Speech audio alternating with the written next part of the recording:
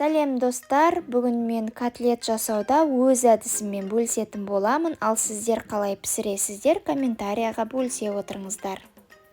Алдымен нанымызды жібітіп аламыз, бұл жерде бізге батон немесе кәдімгі нанның ішкі жағы қажет болады. Суды немесе сүтті құйып жібітіп аламыз.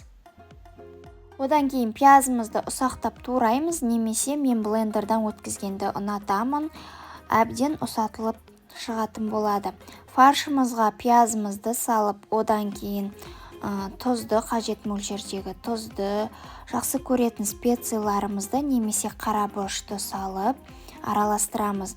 Мен әрдайым осы Роллтон специясын қолданамын, маған өте қатты ұнайды.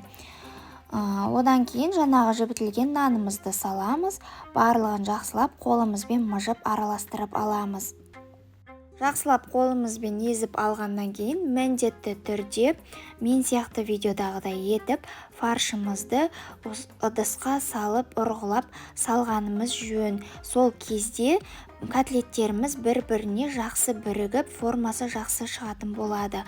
Котлеттерімізді духовкаға пісіретін боламыз. Ыдысымызды майлап, қолымызды сулап, котлеттеріміздің формасын жасап шығамыз.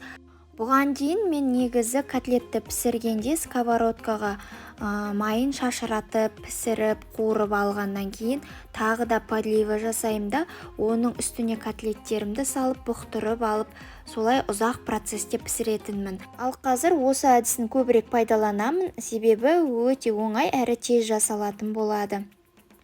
Ал подливасын дайындаймыз. Әдеттегідей пияз бен сәбізімізді қуырып, оның үстіне томатымызды салып, үстіне суын құйып, бұқтыратын боламыз. Айтпақшы достар, менің рецептерім көңілдеріңізден шығып жатса, лайк басып тіркелуді ұмытпаңыздар.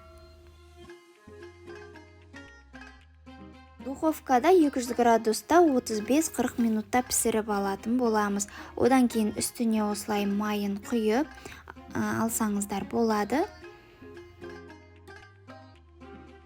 Мінекей котлетіміз дайын болды. Ортасы толықтай пісіп, өте дәмді болып шықты, сочный болып.